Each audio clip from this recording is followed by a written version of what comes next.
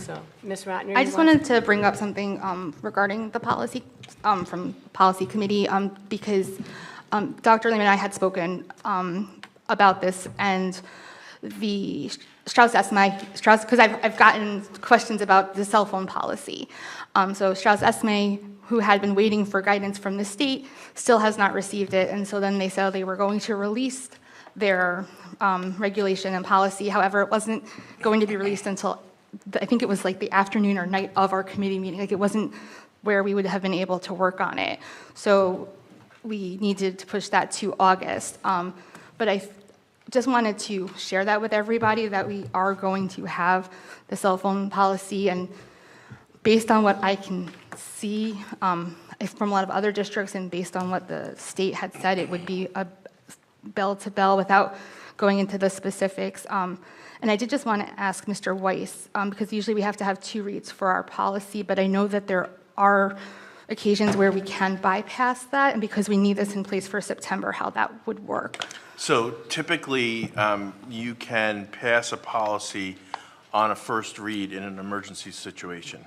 And the requirement then is, if you pass it on the emergency situation on a first read, you must then do the same thing again at the following meeting, is my recollection of the requirements.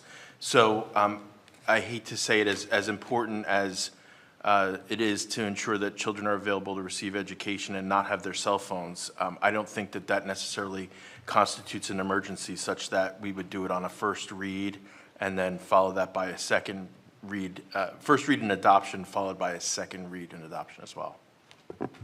So how would we get that ready to go by September? Pass it tonight.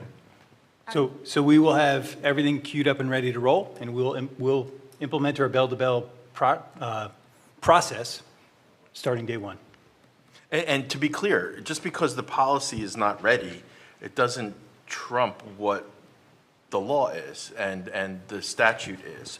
That statute's been in place, and essentially we've had enough notice that it's going to be starting, such that I don't think that under scrutiny it would hold up on a passage on a first read. So just to dig into this a little bit more, just because I was able to look at the proposed policy, and there's a lot of specifics on there that are things we would discuss in August. But you're saying, like, one of the things is whether or not the phones are allowed on the bus rides, or if they're on a field trip within the school day, if cell phones are allowed, or things like that. But we have to follow the law. I guess I'm just sort of confused how that would work. We will be bringing the policy with our recommendations based on the administrative feedback from whether it's the athletic side of things, the transportation side of things, for the discussion. So we also, part of that policy is required to have consequences, right? Right. And we're working on aligning that. It specifically identifies that they should be not embedded in the code of conduct at this time. So we will have things that are consistent with our code of conduct and lead us to our code of conduct. But we will have that prepared for the discussion, and I think it'll be extremely productive. We have been working on and preparing for this. Strauss-Esme is having their overview on July 29th. Mm-hmm. So anybody that has even made motion or movements on this is going to be revising things. So this is not, no one's in a unique situation, or no, we're not in a unique situation. Everybody's going to be, if they pass something already, they're going to have to change it. And then they're all in the same boat as we are. It just has to do with the clarifications, and they were centered around, is there any flexibility, listening to the music on the personal, it's not, and let's start, it's not a cell phone policy, it's a personal internet-enabled device policy. Right. So smartwatches. So, and it defines it, and that's not a district-defined thing. What's nice about what everybody's done so far is there are a lot of things that are clarified. There are a lot of things that there aren't any choices on. And the things that are choices on are they're requiring bell-to-bell, and then the district has flexibility to go wider than that. Mm-hmm. And, I don't know that we have any intention of doing that.